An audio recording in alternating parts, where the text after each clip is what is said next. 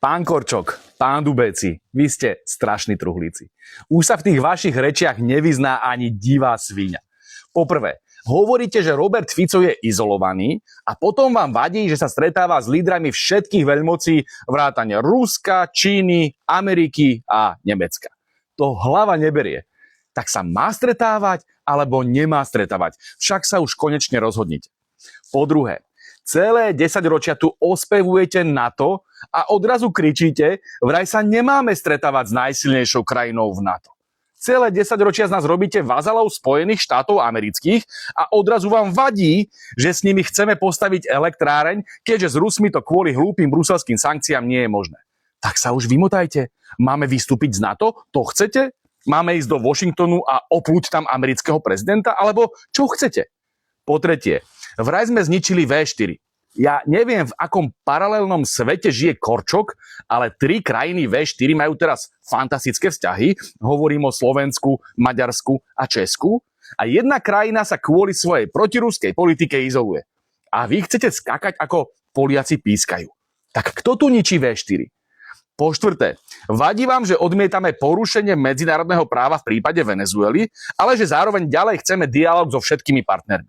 Však to robíme celý čas, aj v prípade Ruska. To vy ste tu kričali, že Maduro nikomu nebude chýbať, čím ste vlastne zľahčovali únos prezidenta. Áno, máme odvahu odsúdiť americký imperializmus a áno, máme zdravý rozum a ďalej komunikujeme s veľmocami.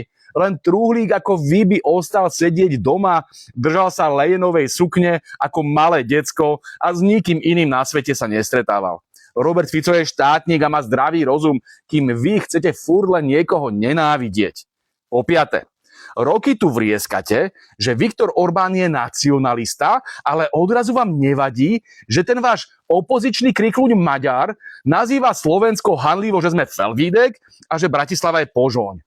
Tak čo páni z PS, keď sa dostanete k moci, premenujete Slovensko na Felvídek? Chcete zrušiť Benešové dekrety a robíte užitočných idiotov maďarským šovinistom z proti-Orbánovskej opozície. Nehambíte sa? Pán Korčok, pán Dubéci, ak vám správne rozumiem, celá vaša zahraničná politika je o tom, že máme bez breptania plniť všetky pokyny Bruselu. Prípadne z Londýna, však tej vašej cifrovej za to aj platia. Máme byť ticho, keď Brusel zavádza Green Deal, aj keď nám škodí, hej? Keď chce poslať vojakov na Ukrajinu, takisto máme byť ticho. Keď presadzuje Brusel 72 pohlaví, takisto ticho, aj keď sem vláči migrantov. Toto ste vy. Pekne strčený v bruselských zadkoch a poslušne kývať hlavičkou. Smrádeček, ale teplúčko. My toto odmietame. A už o pár dní ideme znovu odvolávať von der Leyenovú v Európskom parlamente, lebo Slovensko síce je členským štátom Európskej únie, ale nie sme kolóniou. Odmietame bruselský diktát. Sme suverénny štát a budeme hájiť naše národné slovenské záujmy.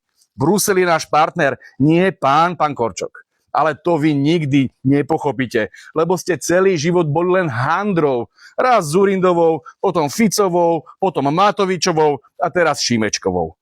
Slovensko nepotrebuje handry, ale suverénnych štátnikov.